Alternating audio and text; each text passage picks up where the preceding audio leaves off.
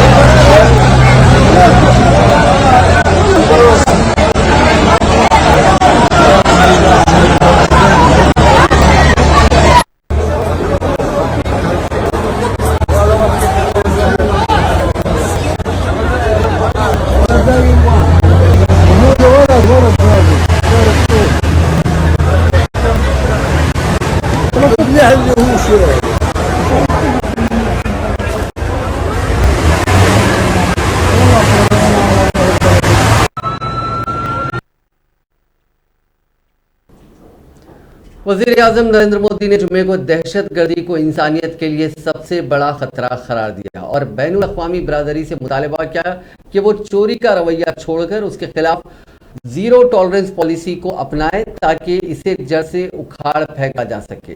आज national investigation agency के ज़ेर एहतमाम दहशतगर्दी के लिए कोई पैसा नहीं के मौजू पर तीसरी बैनुल अक़वामी कॉन्फ्रेंस से खिताब करते हुए मोदी ने 2 टोक अल्फाज में कहा कि हिंदुस्तान को कई दहाइयों से इस मसले का सामना है, लेकिन उसने पुख्ता अहद किया है कि जब तक दहशतगर्दी का खात्मा नहीं हो जाता तब तक वो आराम से नहीं बैठेगा। उन्होंने कहा कि भारत में इस कॉन्फ्रेंस के इनेकाद की अपनी हिम्मत है, क्योंकि भारत को इस वक्त दहशतगर्दी का सामना है जब बेशतर ममालिक ने उसे नजरअंदाज कर दिया था। दहशतगर्दी को पूरी इंसानियत के लिए खतरा बताते हुए मोदी ने कहा कि उसका गरीब अवाम और मकामी मईशत पर दूररस असर पड़ता है और लोगों की रोजी रोटी तबाह होती है।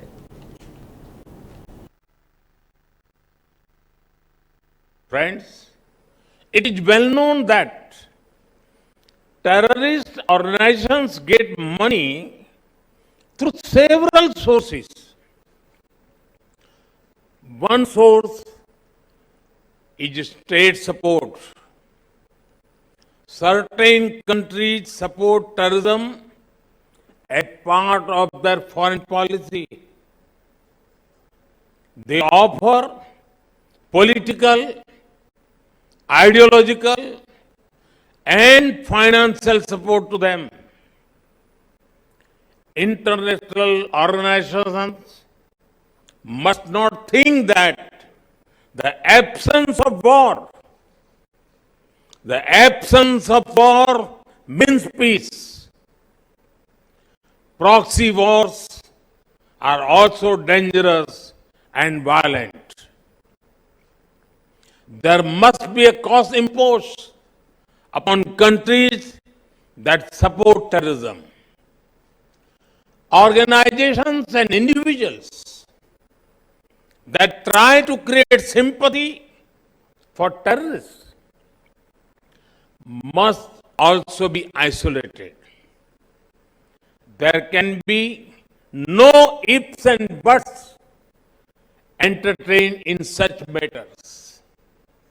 The world needs to unite against all kinds of overt and covert backing of मरकजी वजीर दाखिला अमित शाह ने जुमे को दहशतगर्दी की माली इमदाद को दहशतगर्दी से ज्यादा खतरनाक करार देते हुए आलमी बरदरी से मुत्तहिद होकर इसे रोकने की अपील की। अमित शाह ने दहशतगर्दी की माली मदद का मुकाबला के मौजू पर तीसरी दहशतगर्दी के लिए कोई पैसा नहीं वजारती कॉन्फ्रेंस के दहशतगर्दी और दहशतगर्दी की माली मुआयनत के आलमी रुझानात पर पहले इजलास की सदारत की।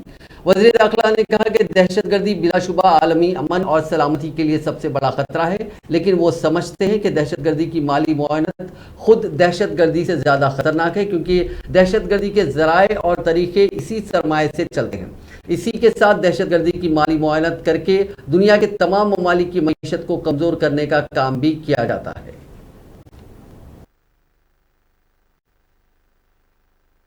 टेररिज्म के वित्त पोषण की समस्या व्यापक हो चुकी है। पिछले कुछ वर्ष में भारत ने टेररिज्म के वित्त पोषण पर नकेल कसने में सफलता हासिल की है। टेररिज्म के वित्त पोषण के खिलाफ भारत की रणनीति इन 6 स्तंभों पर आधारित है। पहला, लेजिस्लेटिव और टेक्नोलॉजिकल फ्रेमवर्क को मजबूत करना। दूसरा, व्यापक मॉनिटरिंग फ्रेमवर्क का निर्माण करना। तीसरा, सटीक इंटेलिजेंस साझा करने का तंत्र पुख्ता करना। इन्वेस्टिगेशन एवं पुलिस ऑपरेशन को मजबूत करना। चौथा, संपत्ति की जब्ती का प्रावधान और उसका उपयोग करना। पांचवा, कानूनी संस्थाओं और इन तकनीकों के दुरुपयोग को रोकना। और छठा, अंतर्राष्ट्रीय सहयोग एवं समन्वय स्थापित करके इसके खिलाफ अंतर्राष्ट्रीय स्तर पर लड़ाई को मजबूती देना।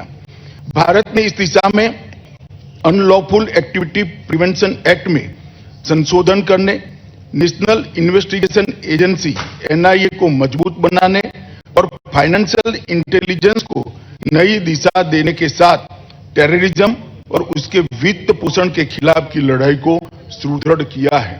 यह हमारे निरंतर प्रयासों का ही परिणाम है कि भारत में टेररिस्ट घटनाओं में अत्यधिक कमी हुई है।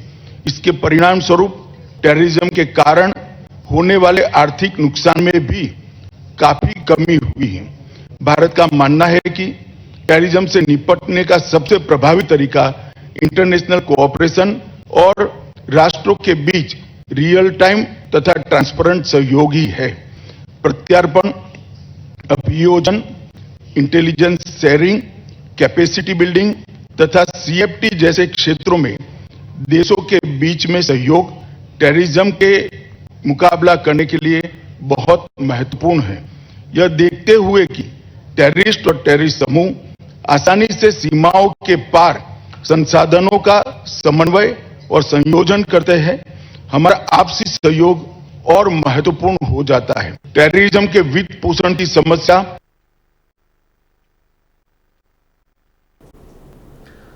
कांग्रेस सदर मल्लिकार्जुन खड़गे ने वजीर आजम नरेंद्र मोदी पर नौकरियां फराहम करने में नाकाम होने का इल्जाम लगाते हुए सीधा हमला किया और कहा कि वजीर आजम ने हर साल 2 करोड़ नौकरियां देने का वादा किया था, लेकिन उनके वादे की हकीकत 8 सालों के दरमियान सबके सामने है।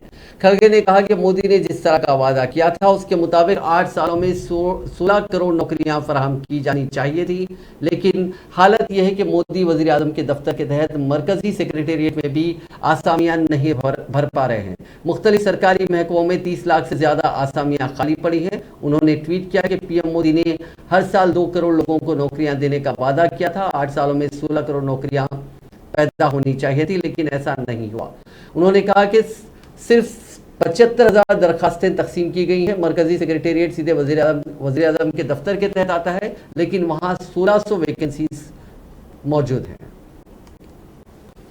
राहुल गांधी की भारत जोड़ो यात्रा महाराष्ट्र में जारी है। आज भारत जोड़ो यात्रा में महात्मा गांधी के पोते तुषार गांधी भी शामिल हुए। इसके अलावा भारत जोड़ो यात्रा को महाराष्ट्र की आवाम की जानिब से बहुत अच्छा रद्द-ए-अमल हासिल हो रहा है।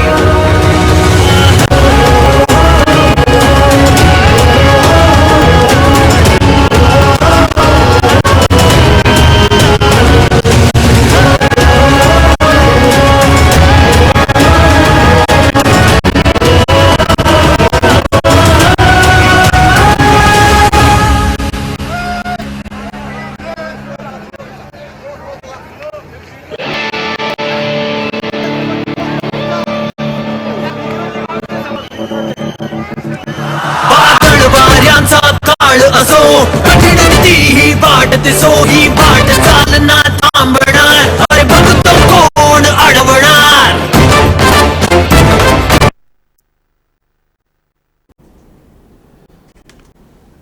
हफ्ते के रोज यानी 19 नवंबर को साबिक वजीर आजम इंदिरा गांधी की जयंती है। इस मौके पर कांग्रेस कायद राहुल गांधी के साथ भारत जोड़ो यात्रा में सिर्फ खवातीन ही चलेंगी। ये बात आज कांग्रेस के सीनियर कायद जयराम रमेश ने एक प्रेस कॉन्फ्रेंस के दौरान दी।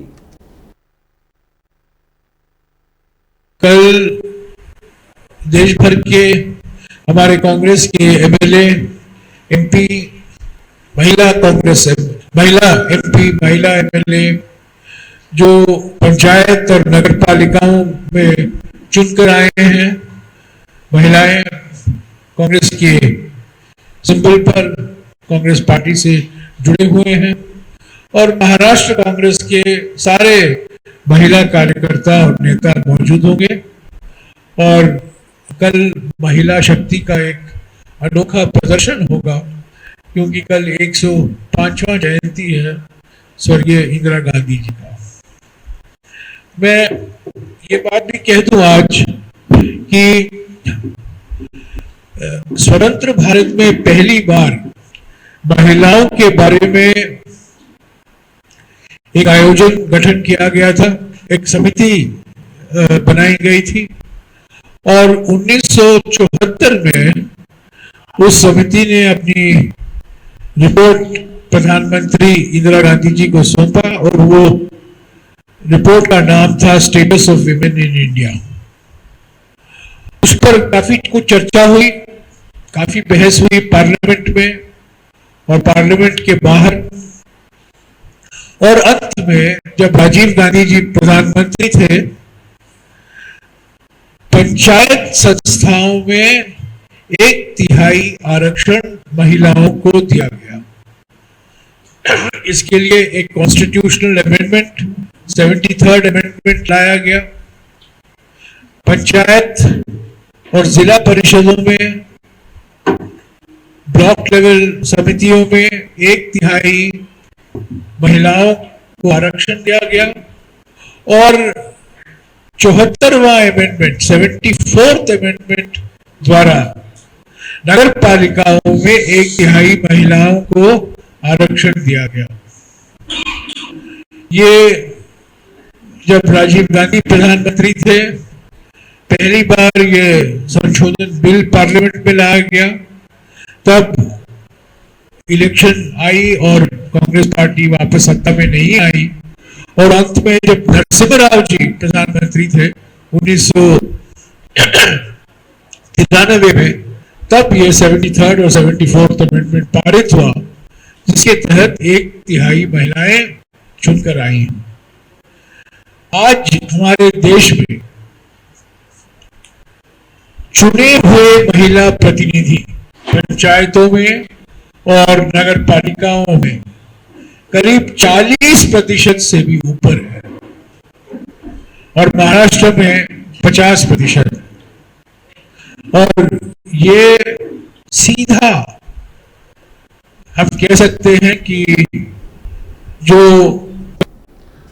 कांग्रेस के साबिक सदर राहुल गांधी के मध्य प्रदेश में भारत जोड़ो यात्रा के दाखिले से ऐन कबल कांग्रेस कायदीन को मुबैना धमकी आमेज खत मंजर आम पर आने के बाद पुलिस ने मामले की जांच शुरू कर दी है। इंदौर के पुलिस कमिश्नर हरि नारायण चारी मिश्रा ने कहा कि एक हलवाई से मुबैना खत मिलने की इतला है। पुलिस तक ये इतला पहुंची। मामले की हसासियत को देखते हुए इंदौर पुलिस ने तहकीकात शुरू कर दी है, और जिस ताजिर को खत मिला है उससे भी इतलात हासिल की जा रही है। दूसरी जानिब साबिक रियासती कांग्रेस सदर और सीनियर लीडर अरुण यादव ने ट्विटर पर इस मुबैना खत को जारी करते हुए लिखा कि राहुल गांधी की भारत जोड़ो यात्रा मुल्क के इत्तेहाद, खैर सुगाली और भाईचारा कायम करने के लिए की जा रही है। धमकी आमेज खतूत से माहौल खराब करने की कोशिश की जा रही है, लेकिन कांग्रेस खौफजदा नहीं है। पुलिस इंतजामिया धमकी आमेज खत भेजने वाले के खिलाफ सख्त कार्रवाई करे। सोशल मीडिया पर वायरल होने वाले हाथ से लिखे गए खत में 1984 के सिख मुखालिफ फसादात का हवाला देते हुए इंदौर के मुख्तलिफ मकामात को बम से उड़ाने की धमकी दी गई। उसके साथ ही राहुल गांधी और कमलनाथ को भी धमकियां दी गई। सुप्रीम कोर्ट में 17 नवंबर को एक ऐसी अर्जी पर समाअत हुई जिसमें कहा गया कि लोकसभा और राज्यसभा की तरह इलेक्शन कमीशन ऑफ इंडिया के लिए खुद मुख्तार सेक्रेटेरिएट हो, अपना बजट हो, तीनों कमिश्नर्स को यकसा हुकूक मिले, यानी चीफ इलेक्शन कमिश्नर और जरूरत पड़ने पर कमिश्नरों को भी हटाने के लिए मवाखिजा का अमल इख्तियार किया जाए। अर्जी पर समाअत करते हुए सुप्रीम कोर्ट के आईनी बेंच ने मरकज से पूछा कि क्या वो चीफ इलेक्शन कमिश्नर और इलेक्शन कमिश्नर्स को चुनने में अपनाए गए तरीके या इख्तियार किए गए पैमानों की तशरीह कर सकते हैं। अर्जी पर समाअत के दौरान सुप्रीम कोर्ट की बेंच ने मरकज के सामने कुछ फिक्रअंगेज बातें भी रखी। अदालत उस्मा ने इसे परेशान करने वाली बातें कही कि हिंदुस्तान अपनी आज़ादी के 75 साल पूरे कर चुका है, लेकिन चीफ इलेक्शन कमिश्नर कभी एक खातून नहीं बन पाई। अदालत ने ये बात अपनी तरफ से मशवरा देते हुए कही कि हिंदुस्तान के इंतखाबी कमीशन में तकर्रुरी के दौरान जेंडर बयास बहुत अहम है। अदालत उस्मा ने इस दौरान मरकज पर कुछ तल्ख तबसरे भी किए। Justice KM. जोसेफ की सदारत वाली बेंच ने कहा कि ऐसा लगता है कि कोई निज़ाम नहीं है और आप अपनी तरह से काम कर रहे हैं। क्या ये आइन बनाने वाले लोगों की ख्वाहिशात को मानने का काम नहीं है? आइन कहता है कि ऐसे अपॉइंटमेंट्स पार्लियामेंट के जरिए किए जाने वाले कानून के इल्तिजामात के तहत होने चाहिए, लेकिन ऐसा नहीं हो रहा है। उत्तर प्रदेश के संत कबीर नगर में खुद को जिंदा साबित करने कचहरी पहुंचे 70 साल के बुजुर्ग ने सरकारी अफसरों के सामने दम तोड़ दिया। खिलाई नाम के ये बुजुर्ग पिछले 6 साल से कागजों में दर्ज अपनी मौत के खिलाफ लड़ रहे थे। इस लड़ाई के आखिरी मरहले में उन्हें अफसरों के सामने पेश होकर खुद को जिंदा साबित करना था। खिलाई ओहदेदारों के सामने पेश तो हुए लेकिन अपनी बात नहीं रख पाए, यानी कागजों में मार दिए गए खिलाई सरकारी ओहदेदारों के सामने दुनिया छोड़ गए। साल 2016 में उनके बड़े भाई फेराई की मौत हुई थी, लेकिन उनकी जगह कागजों में छोटे भाई खिलाई को मरा हुआ दिखाया गया। खिलाई की जिंदगी के साथ खिलवाड़ की कहानी 6 साल पहले शुरू हुई। धनगटा तहसील इलाके के कोड़ा गांव में रहने वाले 90 साल के फेराई की साल 2016 में मौत हो गई थी। सरकारी राइटर्स के हिसाब से तहसील मुलाजिमी ने फेराई की जगह उनके छोटे भाई खिलाई को डेड डिक्लेयर कर दिया था, मुर्दा डिक्लेयर कर दिया। सरकारी अफसरों का खेल यही नहीं रुका। एक फर्जी वसीयत के जरिए जिंदा खिलाई की जायदाद की वसीयत बड़े भाई फेराई की बीवी सोमारी देवी, उनके बेटे छोटे लाल, चालूराम और हरकनाथ के नाम कर दी गई। इसकी जानकारी जब खिलाई को हुई तो वो परेशान हो गए। वो एसडीएम, तहसीलदार, नायब तहसीलदार के पास जिंदा होने के सबूत दे रहे थे, मगर कोई सुनवाई नहीं हो रही थी। ये पूरा मामला जब अदालत में पहुंचा और वो जिंदा होने का सबूत देने पहुंचे, तब ओहदेदारों के सामने ही उनकी मौत हो गई। गायत्री के सिद्धि विनायक अस्पताल में इलाज के दौरान 10 माह के बच्चे की मौत हो गई। जांच के बाद 4 डॉक्टर समेत 7 के खिलाफ एफआईआर दर्ज की गई है। पुलिस ने इस मामले में अफराद खानदान की शिकायत के बाद जांच में लापरवाही पाए जाने पर कार्रवाई की। पुलिस ने सिद्धि विनायक हॉस्पिटल के डॉक्टर समीत राजप्रसाद, डॉक्टर दुर्गा सोनी, डॉक्टर हरिराम यदु और दीगर के खिलाफ गैर इरादतन कत्ल का मामला दर्ज किया। दिव बलौदा के रहने वाले महेश कुमार वर्मा अपनी नाती शिवांशी वर्मा को सर्दी खांसी की शिकायत पर 27 अक्टूबर को सिद्धि विनायक अस्पताल लाए थे। 3 दिन के इलाज के बाद 31 अक्टूबर को इलाज के दौरान उसकी मौत हो गई। इस मामले में बच्चे के अफराद खानदान ने अस्पताल के डॉक्टरों पर इलाज में लापरवाही का इल्जाम लगाया। सिद्धि विनायक अस्पताल में चेकअप कराने पर डॉक्टर एसआर प्रसाद की जानिब से बच्चे की सांस ज्यादा चलने की बात कही गई। बच्चे को आईसीयू में भर्ती किया गया था, ऑक्सीजन देना शुरू कर दिया गया। दूसरे दिन एक्सरे की वजह एक्सरे ठीक से काम नहीं करने की बात कही गई। एक्सरे के बाद बताया गया कि बच्चे के फेफड़े में कफ भर गया। बच्चे को भर्ती कर दवाई दी गई तो कंट्रोल हो गया। 31 अक्टूबर को डॉक्टर की गैर मौजूदगी में नर्स की जानिब से इंजेक्शन लगाया गया, जिससे बच्चे ने दम तोड़ दिया। इस शिकायत पर जब जांच की गई तो पता चला कि अस्पताल के 3 डॉक्टर समेत 7 मुलाजिमीन इसमें कसूरवार हैं और उनके खिलाफ मामला दर्ज किया गया। गुजरात की दारुल हुकूमत गांधीनगर में जुमे की सुबह एक बस ने स्कूल के बच्चों से भरी एक वैन को टक्कर मार दी। बस की सीधी टक्कर से वैन पलट गई। हादसे में 8 बच्चों को चोटें आई। एक बच्चे की हालत तशवीशनाक है, जिसे अहमदाबाद के सिविल अस्पताल में भर्ती कराया गया। हादसा गांधीनगर के सिख सर्कल के पास हुआ। वैन 10 बच्चों को लेकर स्कूल की तरफ जा रही थी। इसी दौरान बाई साइड से फुल स्पीड में आ रही एक प्राइवेट बस वैन से टकरा गई। बच्चों की चीखों से पूरा इलाका गूंजने लगा। राहगीरों, बस में बैठे मुसाफिरीन और मकामी लोगों ने रेस्क्यू कर प्राइवेट गाड़ियों से बच्चों को अस्पताल पहुंचाया। हादसे के बाद सभी बच्चों को गांधीनगर के सिविल अस्पताल में भर्ती कराया गया। इनमें से 8 बच्चों को मामूली चोटें आई। एक बच्चे के सिर और कंधे में गहरी चोट आई है। झारखंड के धनबाद में एक कान धंस गई है। इलीगल माइनिंग के दौरान यह हादसा हुआ। लगभग 25 से 30 लोगों के दबे होने का अंदेशा है। यह वाकया धनबाद के निरसा का है। ईसीएल मुगमा इलाके में ये बड़ा हादसा पेश आया है। ये वाकया जुमे की सुबह का लगभग 4 बजे का बताया जा रहा है। इलीगल माइनिंग के दौरान अचानक चाल धंस गई, जिसमें कई मजदूर दब गए। बताया जा रहा है कि जो मजदूर दबे हुए हैं वो मकामी नहीं है। उन्हें वेस्ट बंगाल के आसनसोल से ज्यादा पैसे का लालच देकर काम पर रखा जाता है। हालांकि लोगों के दबने की तस्दीक नहीं हुई है। इंडियन स्पेस रिसर्च ऑर्गेनाइजेशन ने जुमे को मुल्क का पहला प्राइवेट रॉकेट विक्रम एस को कामयाबी से लॉन्च किया, जिसका नाम प्रारंभ है, जिसने सुनहरी तारीख रकम की। 3 घंटे की उल्टी गिनती के बाद सुबह 11:30 बजे प्रारंभ ने वहां से कामयाबी के साथ उड़ान भरी। हैदराबाद की स्काई रूट एरोस्पेस कंपनी ने इस रॉकेट को तैयार किया है। 545 किलोग्राम वजनी ठोस ईंधन से चलने वाला और 6 मीटर लंबा सब ऑर्बिटल लॉन्च व्हीकल को साउंड रॉकेट लॉन्च से छोड़ा गया। 3 पेलोड के साथ इस रॉकेट के कामयाब लॉन्च के साथ ही हिंदुस्तान ने खला में एक और बड़ी छलांग लगा दी है। स्काई रूट एयर स्पेस ने ट्वीट किया कि दिल की धड़कन तेज, सबकी नजरें आसमान की तरफ है, जमीन सुन रही है। 10, 9, 8, 7, 6, 5, 4, 3, 0. Event number 96 completed. And we have a successful liftoff of Vikram S rocket. I think I should be able to show you the jubilant environment here at the Mission Control Center, where the entire team is celebrating the launch and the spin stabilized rocket. The views from the launcher camera. In a few seconds, the vehicle will undergo the condition of maximum aerodynamic pressure, followed by the motor burnout, and we will get you those confirmations shortly.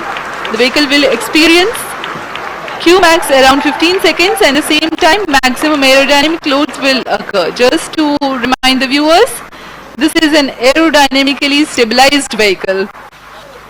At 20 seconds flight time, we have reached Mach Jammu Kashmir के साबिक वज़ीर आला doctor Farooq Abdullah ने अपनी national party माफ कीजिएगा अपनी party national conference के सदर के ओहदे से इस्तीफा दे दिया।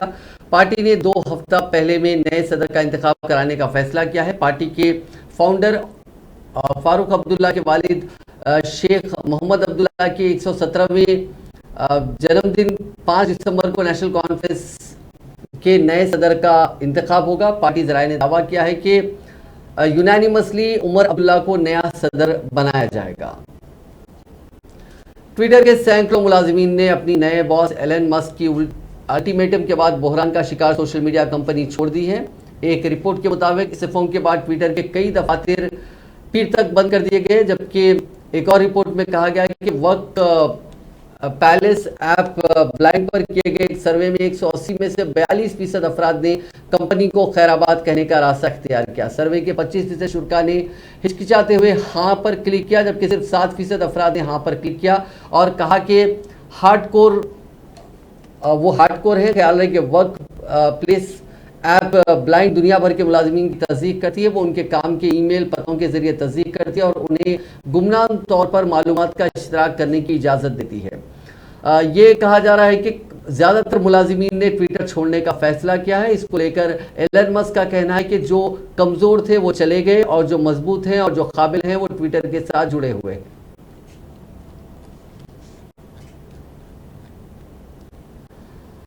इंडिया और न्यूजीलैंड के बीच पहला T20 मैच बारिश की वजह से रद्द कर दिया गया। ऑस्ट्रेलिया में T20 वर्ल्ड कप के बाद टीम इंडिया का पहला मुकाबला होने जा रहा था। दोनों टीमों के खिलाड़ी ड्रेसिंग रूम में फुटबॉल खेलकर टाइम पास करते नजर आए। बीसीसीआई ने इसका वीडियो सोशल मीडिया पर शेयर किया।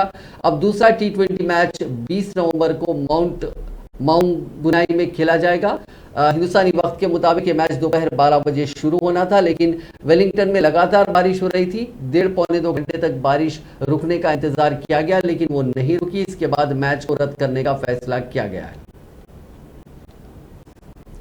Poland football team FIFA world cup के लिए जुमेरात को कतर पहुंच गई। वर्ल्ड कप का पहला मैच 20 नवंबर को खेला जाना है, जबकि फाइनल 18 दिसंबर को खेला जाएगा। पोलैंड की टीम को अपने हवाई इलाके में लड़ाकू विमान फाइटर जेट F-16 ने एस्कॉर्ट किया, जिसका वीडियो सोशल मीडिया पर वायरल हो रहा है। दरअसल मंगल के रोज एक मिसाइल हमले में यूक्रेन सरहद से जुड़े पोलैंड के एक गांव में 2 लोगों की मौत हो गई थी। ऐसा माना जा रहा था कि ये मिसाइल रूस की थी, जिसके बाद पोलैंड की हुकूमत ने फुटबॉल टीम को अपने हवाई इलाके में सिक्योरिटी देने का फैसला किया। फुटबॉल के साथ फौज के 2 लड़ाकू तैयारी भी चल रहे थे।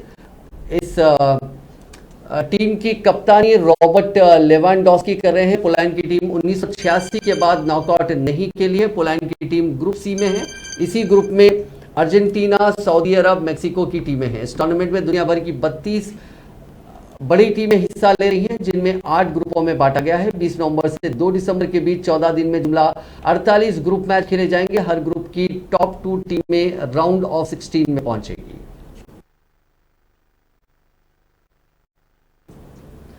नाज़रीन, आज की खास बात में बस इतना ही। आपसे कल मुलाकात होगी नई खबरों के साथ। आप देखते रहिए INN चैनल।